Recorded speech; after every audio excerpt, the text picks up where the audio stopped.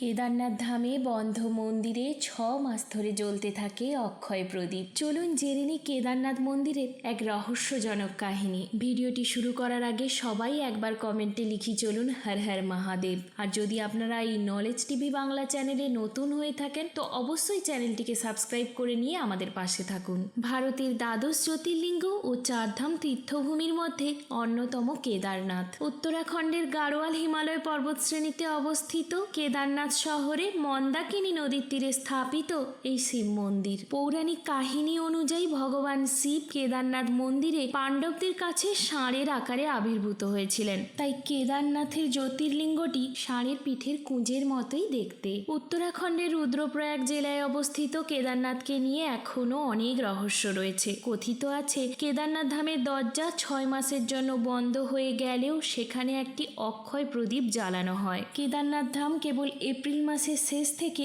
কার্তিক পূর্ণিমা অবধি খোলা থাকে। 6 মাস বন্ধ থাকার ফলে মন্দির ও তার আশেপাশে কেউই থাকে না। সেই সঙ্গে এই তীব্র ঠান্ডা ও পুরো বরফের মধ্যে কেউ থাকার কথাও নয়। তবুও আশ্চর্যভাবে এই ঘটনাটি ঘটে থাকে। আর সবচেয়ে আশ্চর্যের বিষয় হলো 6 মাস পর যখন দরজা খোলা হয় তখন দেখা যায় ওই অক্ষয় প্রদীপটি ঠিক একইভাবেই জ্বলছে। টানা 6 মাস ধরে সেই প্রদীপটি জ্বলতে থাকে। ভিডিওটি ভালো লাগলে লাইক করবেন, শেয়ার করবেন আর অবশ্যই চ্যানেলটিকে সাবস্ক্রাইব করে নেবেন এরকম আরও ভিডিও পাওয়ার জন্য।